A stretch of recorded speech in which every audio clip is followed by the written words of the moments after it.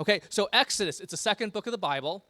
And in Hebrew, it's called like the Torah, right? It's like the law, right? And then or the Pentateuch if you're looking at more the Greek side of it, which means 5-volumed, right? It's part of the first 5 books of the Bible. It comes the word Exodus comes from the Greek, which means a going out or a departure, right? So we have Moses, and we're gonna get the Hebrew slaves going out of Egypt. So that's kind of where we get the name from. Moses is the author. We're not certain of the timeline, but it's probably a few hundred years after Joseph. So at the end of Genesis to Exodus, right? So stuff happens, right? Joseph dies, and then we're probably looking at a couple hundred years afterwards, right? But in the overarching narrative, it's basically like a sequel. It just goes right into the next part. All right. And so we're in chapters 1 and 2, and basically chapters 1 and 2, here's like a real nutshell, right? It's like the Israelites become slaves in Egypt, right? Because after Joseph dies, the new Pharaoh, doesn't like the Israelites, and so he enslaves them basically, right?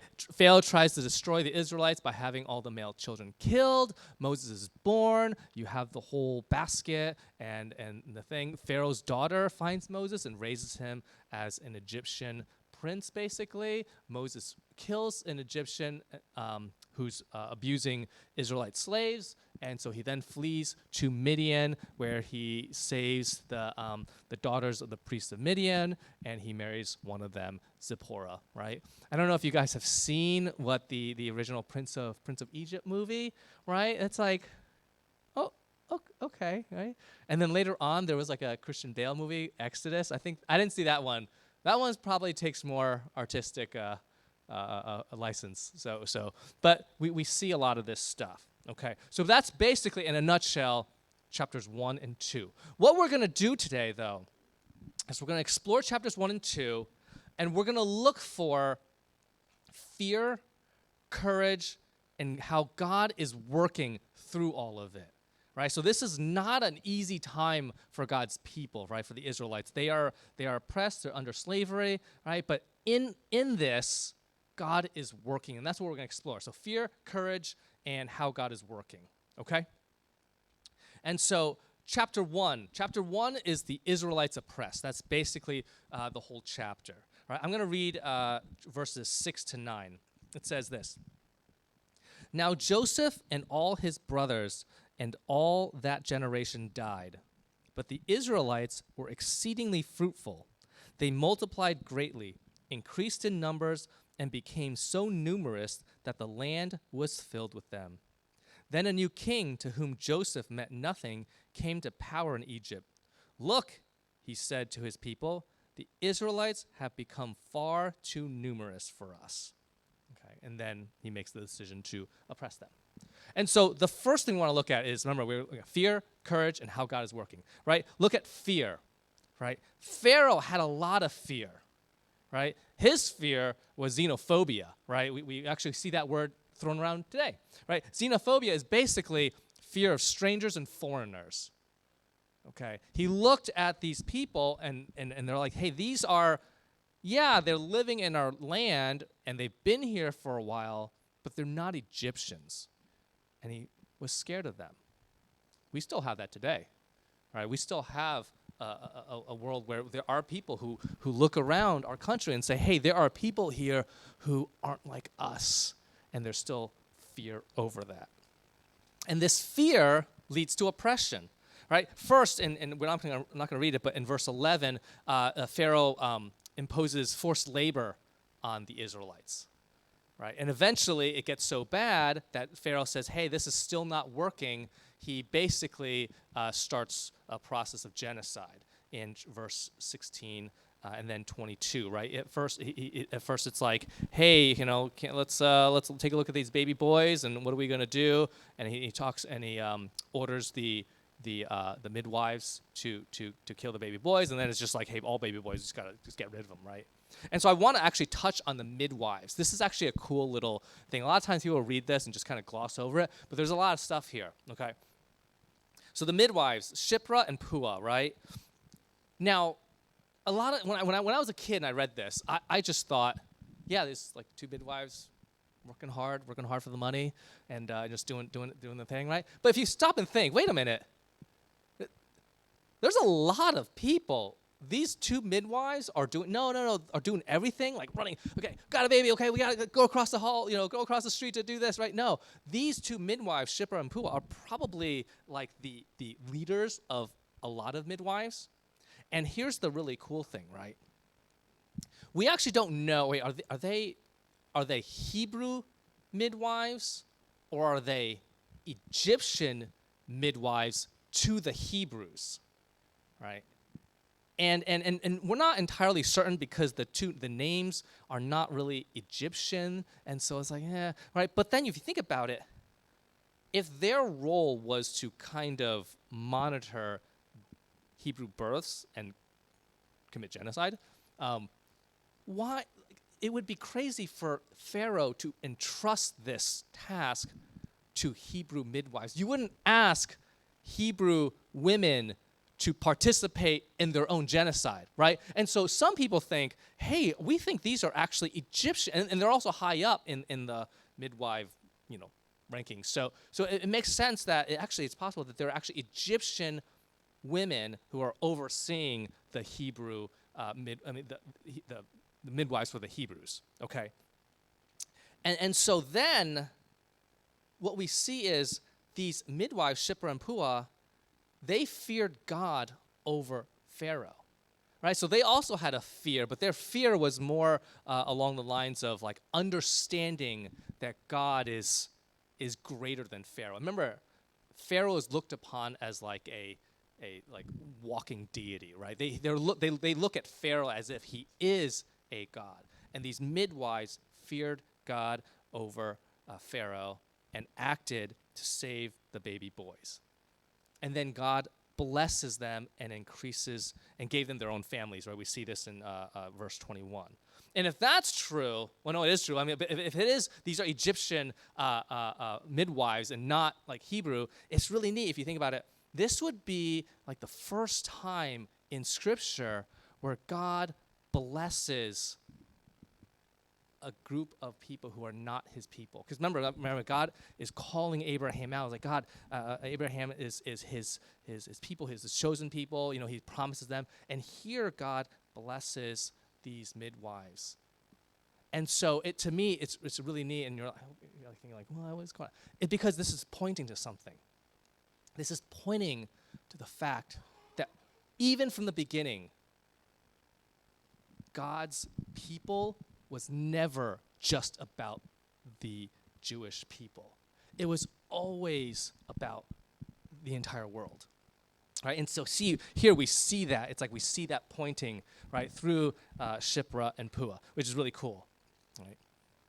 And so that's God at work saving the Hebrew babies through Shiphrah and Puah. But we also see, right, the whole reason why Pharaoh had to do this is because despite oppression, God is multiplying the Israelites. Like no matter what hardships they face, God continues to grow this people, right? So we see the fear that Pharaoh had, and we see the horrible decisions he makes because of this fear, and in all this oppression, God is still at work, okay?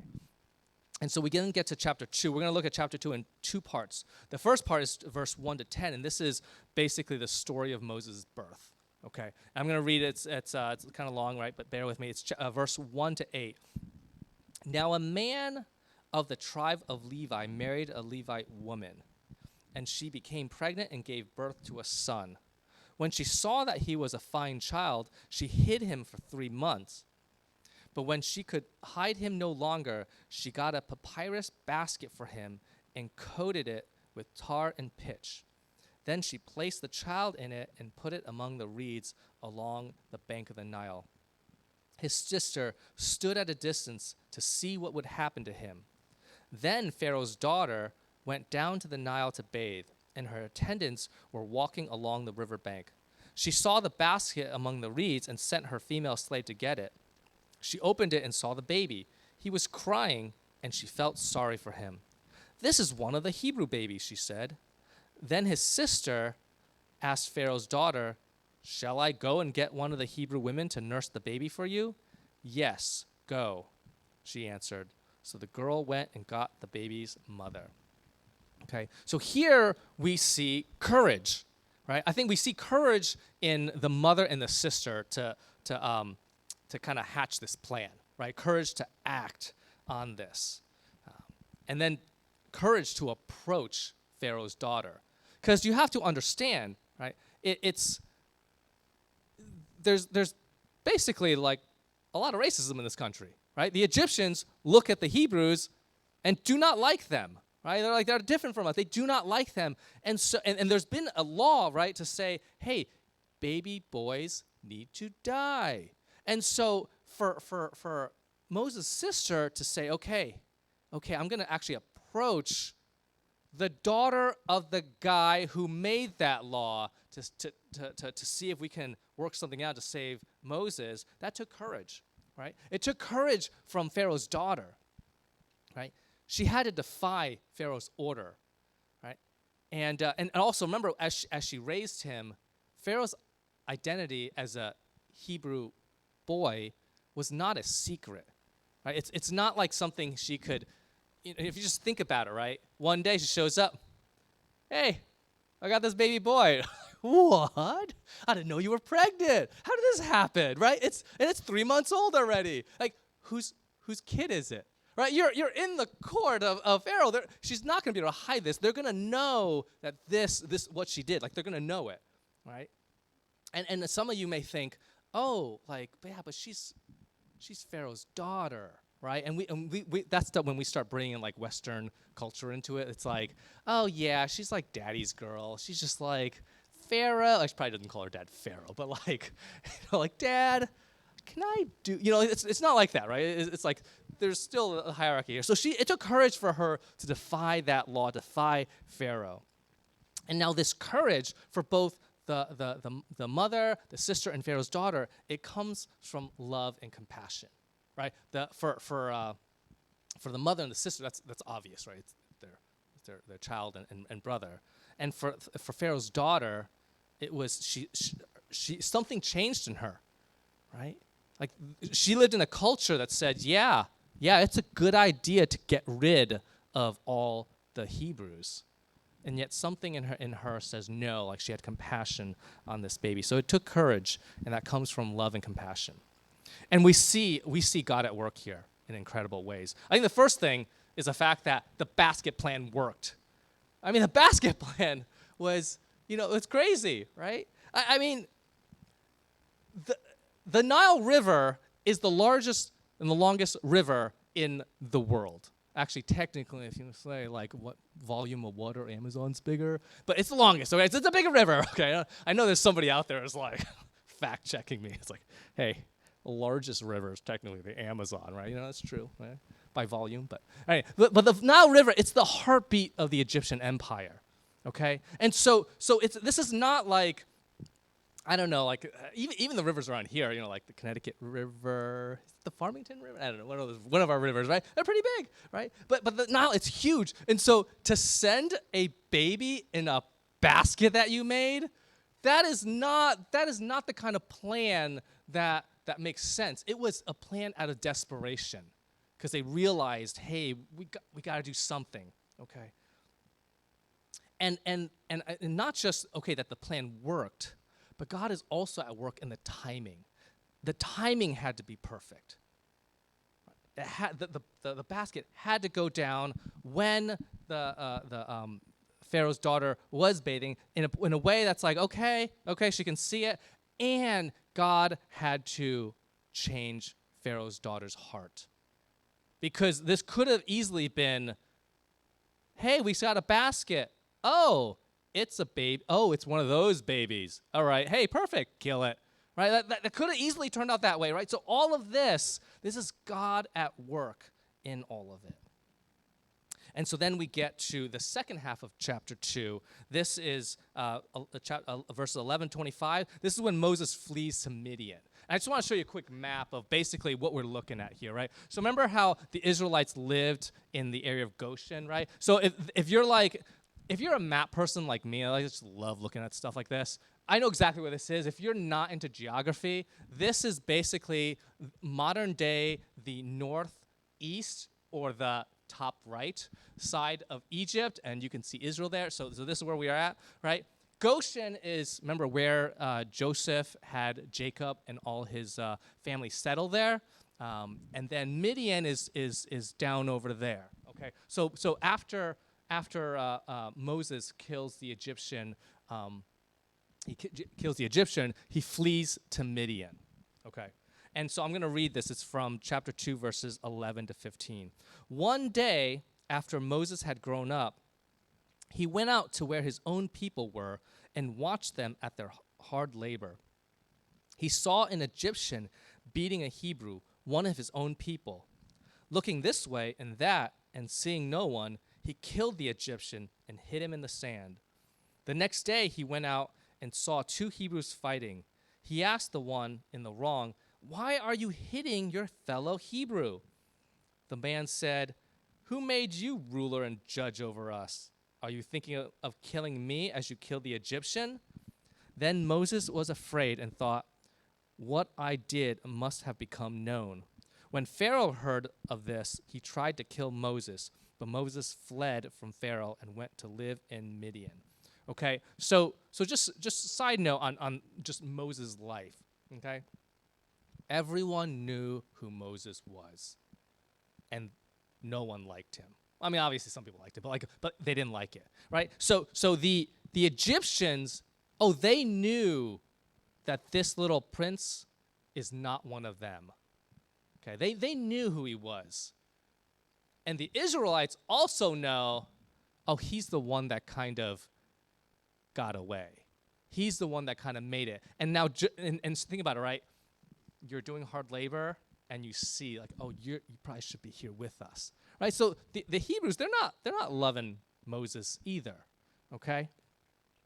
And so I remember when I was younger and I read this, I always thought, why did Pharaoh want to kill him? Because he's like a prince, and in that time, if someone in the royal court, like a prince, kills like a worker, nobody cares. Like the royals get to do whatever they want, right? And so what we see here is Pharaoh did not like Moses, right? Yeah, his daughter decided to do this thing, but he was not happy with it. But he probably just did the math, and it's like, okay, one kid, I can let that one kid live. I don't want to mess up my relationship with my daughter or something like that, right? But Pharaoh did not like it. And so when this happened, I have an excuse to go and get rid of Moses now, okay? And so Moses, it's kind of weird. Like, Moses grew up without a clear identity. Was he Egyptian? No, he wasn't. Like, the Egyptians certainly didn't like him. Was he Hebrew? I mean, he literally is growing up with the Egyptians. So he kind of like, he has a weird childhood. And what happens is when you don't have a clear identity, it leads to fear. And we saw what fear does, right? Fear leads to bad decisions. We see that a lot today, right? Right now, like, everything is always about, how do you identify? Like, identity is such a core part of us. And so many people are just, they don't know they don't know what their identity is, right? And so we see that, and then they make different decisions, and a lot of it's catastrophic, right? But it comes out of not having that clear identity. And obviously we know that our identity ultimately comes from Christ, okay? Now, Moses does show courage, right? He does show courage in the fact that he sees this Egyptian beating these Hebrew slaves, and he intervenes. And then later on, when he escapes, he shows courage when he kind of drives away some of these shepherds who are kind of bothering the 7 daughters of the priests of Midian, okay? But Moses has a lot of fear, right? His fear was that he looked at the situation with the Hebrew slaves, and he feared that there was no other way to intervene. Like, he couldn't do anything, right? And so what do? You drastic measures. And so he kills the guy. So he kills the guy out of fear. And obviously he feared getting caught, and he flees, right? And then we also see God at work here, right? The fact that Moses was able to escape and make it to Midian in chapter 2, verse 15 is really, that's God at work. That you saw the map there. You don't have to go back to it, but you saw the map. That distance is probably around 150, 200 miles, depending on where you start, where you end, kind of stuff. And here Moses was probably alone. I'm almost certain he was alone, right? A lot of in our previous messages where we talk about Jacob traveling back and forth, right? And like, Abraham's, Isaac's servant going back and forth. He didn't travel alone. They had a whole caravan, right? But here, Moses was almost certainly alone, right? Because he's on the run for his life. People aren't going to help him. So Moses is he's got his camel, he's packed it up, and he's got to go 150 to 200 miles. That's not an easy journey. It's not a safe journey. So God is at work in just saving Moses, and the fact that his escape worked. And God is at work in the timing, right? So eventually, he marries Zipporah in verse 17 in chapter 2. But the whole timing of him getting to Midian, being at that well at that time, for the 7 daughters to get there, all that, God is working the timing out. A lot of times in our lives, we think that for us to see God's work in our lives, we always want some miracle. But at least in my experience, so much of when I reflect on God doing incredible things in my life, it's always like timing, right? It's like God knew he had to do something for me because I was going to be in trouble, whatever, right? And if you looked at how it worked out, it's like, the way God provided had to start way before. And to me, that's just cool, right? To see, oh, wow, God sees it. God sees at this point in my life, I'm going to need God to really come through, and like years, months, or whatever before, like, stuff is already happening. So at that point, God comes through. And so God at work in timing. Look for that in your life. The timing is really cool. Okay, so for us today, what does all this have to do with us, right? The question is this that we want to ask. Do you live with fear or courage in your heart? As you do your stuff every day, are you kind of acting out? Are you living in fear, or are you living in courage? Fear always leads to evil and bad decisions. Now, I'm not saying that if you are living in fear, you will then commit genocide and murder. So please don't think I'm accusing anybody of that or predicting any of that for you, right? But it always leads to bad decisions. And so, you're thinking, well, duh, like, yeah, I know the point of this message is I need to live in courage, but how? Right? If I'm living in fear, how do I then step out and live with courage? And I think this is we have to understand where courage comes from. And I have 3 things. The first thing, courage comes from knowing who God is. In Proverbs chapter 9, verse 10, it says, "The fear of the Lord is the beginning of wisdom, and knowledge of the Holy One is understanding." Right here, the fear of the Lord, this fear is that respect and awe of who God is. And biblical wisdom is really the ability to make right decisions. If you boil it down, like what does wisdom mean when the Bible describes it? It's the ability to make good and right decisions, right? And so knowing who God is, having that right fear of God, that actually leads you to being able to make good and right decisions, those courageous decisions that you deep down know this is what I need to do, but it is scary. So knowing who God is, right? We see this with the midwives, right? They were given a job And this job is from Pharaoh, the king of the land, someone who everybody looked on as like divine. And yet they knew who God was, and they feared God more than Pharaoh, and then they did the right and difficult thing that was probably really scary. And so we have to know that God is the God who remembers his covenant. God is the God who is compassionate, and God is the God who is able to save. If you know that deep, deep in your heart, you will be able to have courage and live in courage. The second one is knowing God's promises. In chapter 2, verse 23 to 25, this is right at the end, it says, the Israelites groaned in their slavery and cried out, and their cry for help because of their slavery went up to God. God heard their groaning, and he remembered his covenant with Abraham, with Isaac, and with Jacob. So God looked on the Israelites and was concerned about them.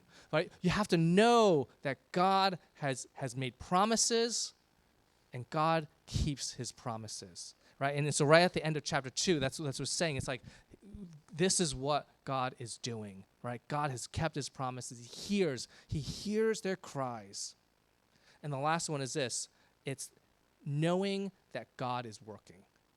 In Romans chapter 8, verse 28, it says, and we know that in all things God works for the good of those who love him, who have been called according to his purpose. The context of this verse is really dealing with suffering. And so when we are suffering, right, whether it's Israelites and press or just in our lives, whatever is the case, know that God is working. Right? His timing might not be what you want, and he might work in a way that you would have never expected, but God is working. So courage comes from knowing who God is, knowing God's promises, and knowing that God is working in the midst of all of this. And so take courage in life and faith, not because of who you are, but because of who God is. Let's pray. God, I just thank you.